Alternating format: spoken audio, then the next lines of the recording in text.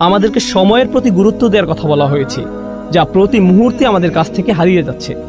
মুফাসসিরদের বিভিন্ন মন্তব্যের সূক্ষ্ম ব্যবহার বা ব্যাকরণগত পর্যালোচনা আমাদের কাছে কিছুটা কঠিন লাগতে পারে, কিন্তু আসুন আমরা ভেবে দেখি এটা কিভাবে আমাদের কাজে লাগতে পারে। আমাদের দিনে 24 ঘন্টা সময় আছে। এর মধ্যে কয় ঘন্টা আমরা ঘুমিয়ে কাটাই, কয় ঘন্টা আমরা কাজ করি, কয় ঘন্টা আমরা দুনিয়ায় সঞ্চয়ের কাজে ব্যবহার করি, হয়তো দুনিয়ার বিল পরিশোধ করার কাজে, কিন্তু কয় ঘন্টা আমরা আখিরাতের বিল পরিশোধ করার কাজে ব্যবহার করি, কয় ঘন্টা আমরা আল্লাহর হিসাব নিকাশের সামনে দাঁড়ানোর জন্য নিজেদের প্রস্তুত করি। এখানে বাৎসরিক একটা হিসেব আপনাকে দিতে হবে, কিন্তু আসল হিসাব সামনে আসছে, যেখানে আমাদের প্রত্যেকটি কাজের হিসাব আমাদের দিতে হবে। আমি এটা সবসময় বলে থাকি, এই সূরায়ে আসর শব্দটির ব্যবহারের তাৎপর্য হলো এখানে একটা দিনের অংশ বোঝানো হয়েছে। আল্লাহ আমাদেরকে আমাদের পুরো জীবনকে তুলে ধরেছেন, যদিও এটা কেবলমাত্র একটা দিন, মাত্র একদিন। আপনি যদি একদিনের জন্য আপনার জীবনকে পরিবর্তন করতে পারেন, তাহলে আপনি আপনার জীবনকেই পরিবর্তন করলেন। কারণ অনেকেই জানেন, অনেকে এখানে ফুল টাইম চাকরি করেন, অনেকে ফুল টাইম ছাত্র, অনেকে সবসময় বাসায় থাকেন। এই দিনগুলো প্রায় একই রকম হয়ে থাকে, একই কাজ, একই রুটিন, একই কাজ বারবার করতে হয়। তাহলে আপনি যদি আপনার দিনের একটা অংশকে পরিবর্তন করতে পারেন, আপনি আসলে আপনার জীবনের একটা অংশকে পরিবর্তন করলেন। আপনি আপনার জীবনের অংশই পরিবর্তন করলেন, আর এই পরিবর্তন করার সময়টা চলে যাচ্ছে। আমি আপনাদের একটা পরামর্শ দেব, এটা তাফসির নয়, বরং আমার নিজের পরামর্শ। তা হলো, রমজানে আমরা আমাদের পরিবর্তন করি, আমরা ঈদের সময় বিভিন্ন পরিবর্তন আনি, আমরা বিশেষ কোনো অনুষ্ঠানে আমরা আমাদের নিত্যকার রুটিনের পরিবর্তন আনি, হয়তো পরিবারের কোনো সদস্যদের মৃত্যুতে, হয়তো সন্তান জন্মের উপলক্ষে, ইত্যাদি কারণে আমরা এই পরিবর্তনগুলো আনি। এরপরে আমরা আবার আমাদের রুটিনে ফিরে যাই, কারণ আমাদের কোনো তাড়াহুড়া কাজ করে না। আপনি দেখবেন, আপনি কখনো বলবেন না, আমি আগে ঠিক 9টায় কাজে যেতাম, আমি এভাবে কিছুদিন গিয়েছি, কিন্তু এখন আমি কিছুটা অলস হয়ে পড়েছি, এখন আমি 10টায় বা 11টায় যাই। আপনি এমন বলবেন না, কারণ আপনি জানেন যে আপনি তাহলে বরখাস্ত হবেন। আপনি জানেন যে আপনাকে সেখানে সময় মতো থাকতেই হবে। আসলে আপনি নিজেকে এমনভাবে তৈরি করেছেন যেখানে আপনাকে সময় মতো থাকতেই হবে। আপনার প্রতিদিন সেখানে সময় মতো উপস্থিত হওয়া ছাড়া কোনো উপায় নেই, এছাড়া আপনার কোনো পথ নেই। এভাবে ভাবার কারণে আপনার ধারাবাহিকতা ধরে রাখা সহজ হয়েছে। এখন আর এটা তেমন কোনো কঠিন বিষয় নয়, আপনাকে এটা করতেই হবে। এই নিয়ে দুইবার ভাবার প্রয়োজনও নেই। কেউ আপনাকে হয়তো বলল, ভাই তুমি এটা কিভাবে পারো? আমাকে এটা করতেই হবে। কিভাবে পারি জানি না, আমাকে শুধু এটা এভাবেই করতে হয়। আমরা যদি সত্যিকার অর্থে বিশ্বাস করি, যেভাবে আমরা বিশ্বাস করি যে আমরা যদি সময় মতো উপস্থিত হতে না পারি তাহলে আমরা চাকরি হারাবো, আমরা যদি সত্যি সত্যি বিশ্বাস করি আমরা একটা ক্ষতির দিকে এগিয়ে যাচ্ছি, আর এখানে এমন কিছু আচরণ আছে যা আমাদের মধ্যে আনতে হবে, যেমন নামাজে নিয়মিত হওয়া, উদাহরণস্বরূপ খারাপ কাজ থেকে বিরত থাকা। যদি আমরা সত্যিই বিশ্বাস করি যে আমাদের আচরণের পরিবর্তন না হয়, তাহলে আমরা ক্ষতির মধ্যে পড়ে যাব, যেভাবে আমরা চাকরি হারাই। আপনি দেখবেন, কোনো ইমিগ্রেশন অ্যাপয়েন্টমেন্টের জন্য মানুষ দেরি করে না, সেখানে মানুষ 2 ঘন্টা আগে গিয়ে বসে থাকে।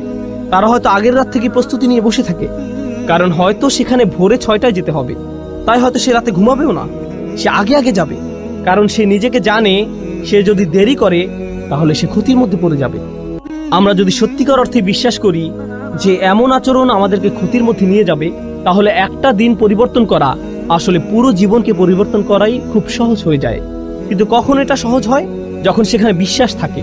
এই জন্যই যখন আল্লাহ খুসর নিয়ে বলছেন, সর্বপ্রথম কোন ব্যতিক্রম নিয়ে তিনি বলছেন? কারা? যারা বিশ্বাস করে। এটা কিন্তু সাধারণভাবে বলা নয়, আচ্ছা যারা বিশ্বাস করলো তারা বেঁচে গেল, না। আমরা এখানে এমন সাধারণ বিশ্বাসের কথা বলছি না, এটা হচ্ছে সত্যিকার গভীর আস্থা।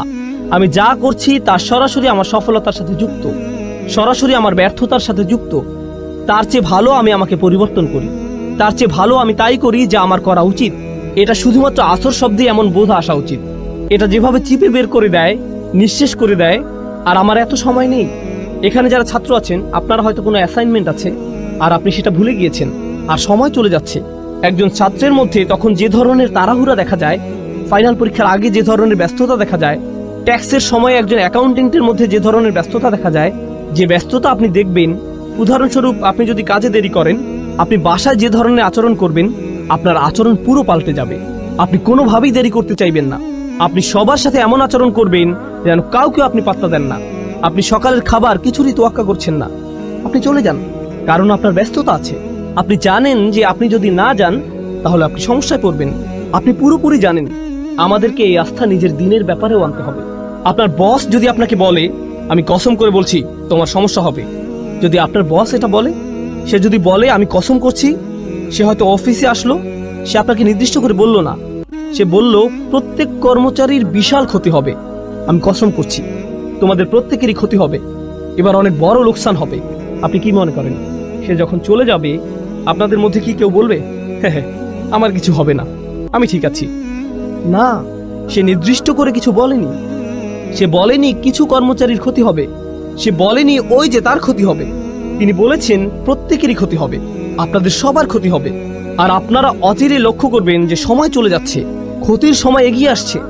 আপনারা খুব শীঘ্রই বুঝতে পারবেন যে আপনারা কতটা ক্ষতির মধ্যে আছেন। এখন যখন আপনি এটা শুনবেন, এই দুনিয়ায় আপনার জন্য একটা ব্যস্ততা কাজ করবে। আপনার মনে হবে, ও আল্লাহ, আমার এখন কি করা উচিত? তিনি কি করতে চান? তিনি কেন রেগে আছেন? এমন কিছু কি আছে যা আমরা করছি না? এখন চিন্তা করুন, যখন আপনার একটা চাকরি থাকে, বলে রাখি আমি আপনাদের এই উদাহরণগুলো দিচ্ছি যাতে আপনারা এই সূরাটি আরো ভালোভাবে বুঝতে পারেন ইনশাআল্লাহ। মুসলিমের জীবনে এটা একটা গুরুত্ববহ সূরা। এটা একজন মুসলিমের জন্য এমন একটা উপহার যা আল্লাহ মাত্র 3টে আয়াতের মাধ্যমে দিয়েছেন, যা আমাদের জীবনকে পরিবর্তন করে দিতে পারে। তিনি আমাদেরকে পুরো কোরআন মুখস্থ করতে বলেননি, শুধু সূরা আসরটা মনে রাখবেন। সুবহানাল্লাহ, দেখবেন এটা কিভাবে আপনার জীবনকে পরিবর্তন করে দেয়। এখন চিন্তা করুন, আপনি একটা চাকরি পেলেন, আপনার বস আপনাকে বলল তোমার কাজ 4টি। প্রতিদিন আপনার কয়টি কাজ আছে? 4টি। মাঝে মধ্যে আপনার বস আপনাকে এমন কাজ দিবে যা আপনি খুব সহজেই পারবেন, আবার মাঝে মধ্যে আপনার এমন কাজ থাকবে যা আপনার করতে ভালো লাগবে না। কিন্তু যেহেতু আপনি এই চাকরিটি করছেন, আপনার কয়টি কাজ করতে হবে? সবগুলোই। আপনার হয়তো 2টি করতে ভালো লাগে, কিন্তু আপনাকে 4টিই করতে হবে। 2টি আপনার ভালো লাগে, 2টি আপনার ভালো লাগে না, কিন্তু 4টি কাজই আপনি করেন। এখন যদি কেউ মনে করে, বা আমি যদি মনে করি আমি শুধু 2টি কাজ করব, কারণ আমি এই 2টি খুবই ভালো পারি, আমি বাকি 2টি নিয়ে চিন্তা করব না, আমি এমনকি এগুলো ছুঁয়েও দেখব না। বস যখন দেখবে আমি এই 2টি কতটা ভালোভাবে করেছি, সে কি বাকি 2টির কথা ভুলে যাবে? এগুলো নিয়ে কোনো সমস্যা হবে না? তাহলে আপনি বাকি 2টি কাজ করলেন না। আপনার বস 1 সপ্তাহ পর আসলো, কত দূর করেছো, কাজের অগ্রগতি কি? আমি প্রথম কাজ 2টি শতভাগ করেছি। ও আচ্ছা, বাকি 2টির কি অবস্থা? আসলে আমি এই 2টি করব না, কিন্তু দেখুন আমি এই প্রথম 2টি কত ভালোভাবে করেছি। এই লোকের কি অবস্থা হবে? আপনাদের কি মনে হয়, সে কি তার চাকরিটা ধরে রাখতে পারবে? আপনি যদি সম্পূর্ণভাবে সেগুলো নাও করেন, আপনাকে যে 4টি কাজ দেয়া হয়েছে, সে 4টি কাজ আপনাকে করতেই হবে। আপনি হয়তো শতভাগ করতে পারেননি, কিন্তু আপনাকে প্রত্যেকটির অন্তত 70 ভাগ কাজ হলেও করতে হবে। এটা কোনো একটা কাজের 100% করার চেয়েও ভালো। বুঝতে পারছেন? তাহলে যখন আল্লাহ 4টি কাজের কথা বলছেন, ইল্লাল্লাযীনা আমানু ওয়া আমিলুস সলিহাত ওয়া তাওয়াসাউ বিল হক ওয়া তাওয়াসাউ বিস সবর, তখন আমরা বলি ঈমান। আমাদের ঈমান নিয়ে কাজ করতে হবে, কিছু ভালো কাজ। আর আর বাকিগুলো, ওগুলো তো আলেমদের জন্য, ওগুলো শায়েখদের কাজ, ওগুলো দায়ীদের কাজ, ওগুলো অন্যরা করবে, এগুলো আমার কাজ নয়। তাহলে আপনি এখানে কি করছেন? আল্লাহ বলেন এই 4টি কাজ যারা করবে না তাদের প্রত্যেকেই বিশাল ক্ষতির মধ্যে আছে, কিন্তু আপনি শুধু 2টা করছেন, বা 1টা বা 3টা।